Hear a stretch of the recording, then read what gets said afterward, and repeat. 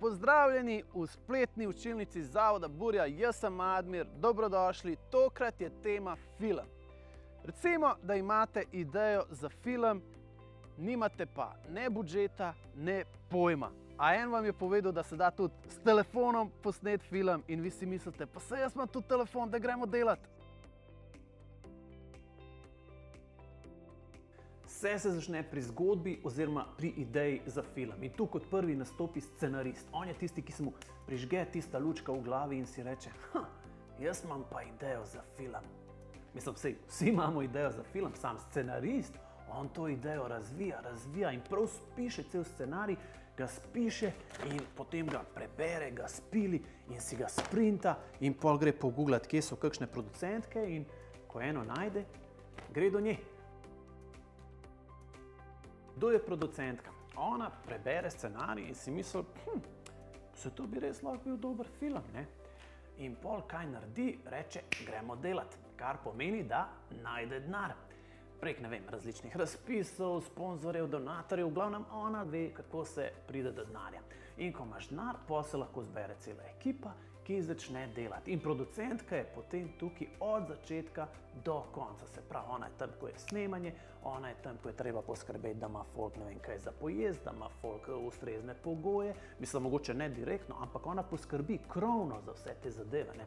In ona je tam skozi cel film. Pol, ko je film posnet, da se film zmontira. Pol, ko se zmontira, da gre v postprodukcijo, da gre v distribucijo, da gre v kinodvorane, da gre, ne vem, vse povsod, da film čim dlje in dlje živi.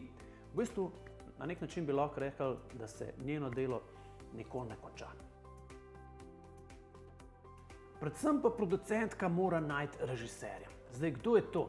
Režiser, on je nekako glavni, ne? V tem umetniškem smislu. Glavni avtor filma. Ne?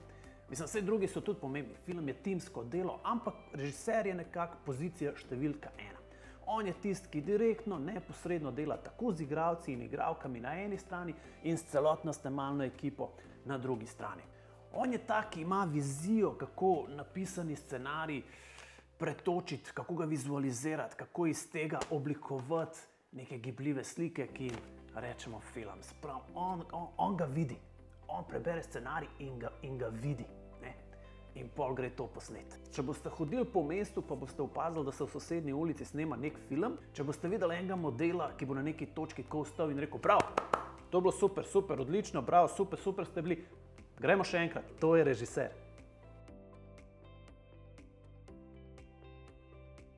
Zraven režiserja zelo pomemben človek je direktor fotografije. Ne? On je pa ta, ki dejansko zna snemati. On je človek, ki ni samo umetnik, ampak ima malo tudi tega tehničnega znanja. Veš, on razume tudi te tehnične postopke in on je ta, ki posluša režiserja in potem to njegovo vizijo, tisto, kar režiser vidi, to DOP dejansko posname in ne samo, da to posname, on to še nadgradi, veš, on temu doda še svoj nek pečat, svojo neko dekoracijo. On je ta, ki poskrbi za zares dobro sliko. Da bi DOP imel idealne pogoje za posnet tisto sliko, ki jo želi, poskrbi med drugim še lučkar. On je ta, ki poskrbi za luč, za svetlobo, za osvetlitev. Ampak pazi tole.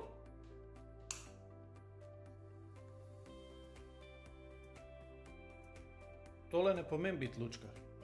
Lučkar, on je človek, ki čara, on prav čuti svetlobo, stari, on jo čuti v vseh njenih odtenkih, kotih, sencah, pa pada tako, pa dodej tukaj, pa do filma. Lučkar v filmu naredi to razliko med nekim domačim posnetkom in pa filmskim prizorom.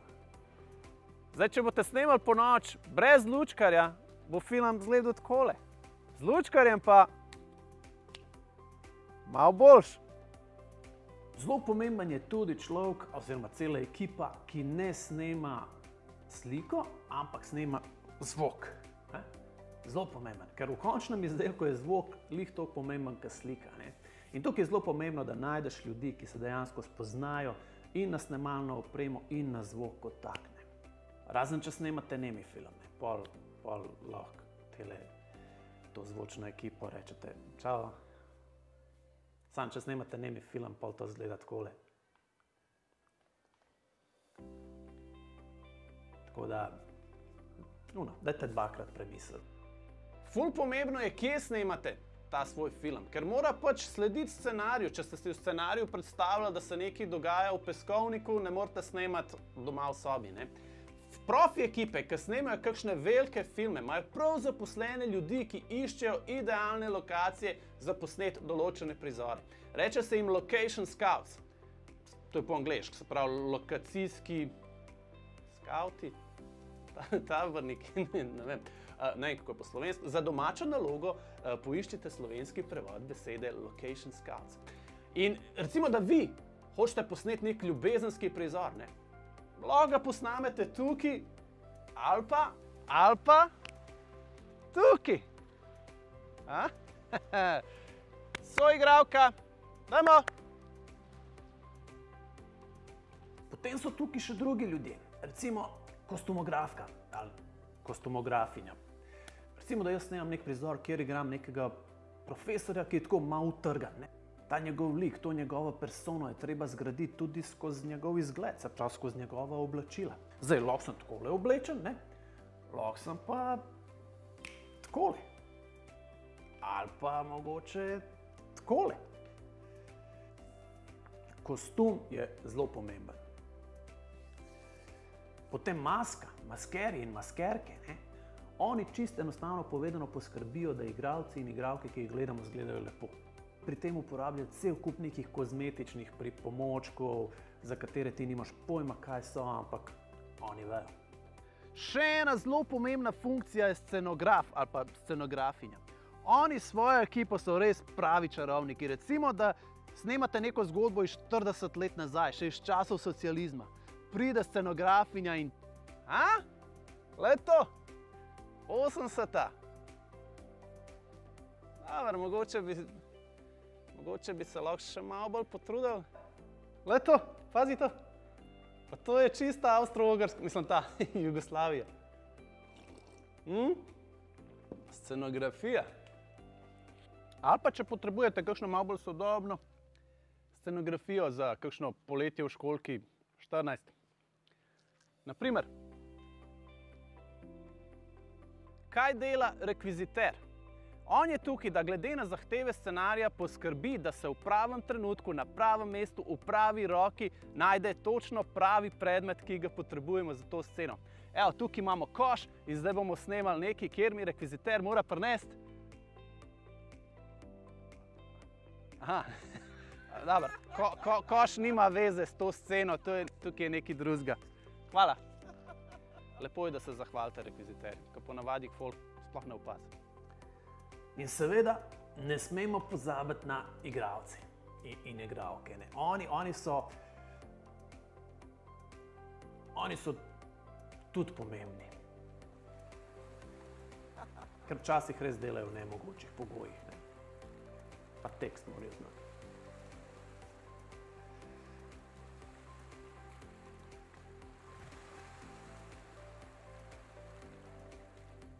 Ko pa se vse enkrat posname, potem nastopi montažer.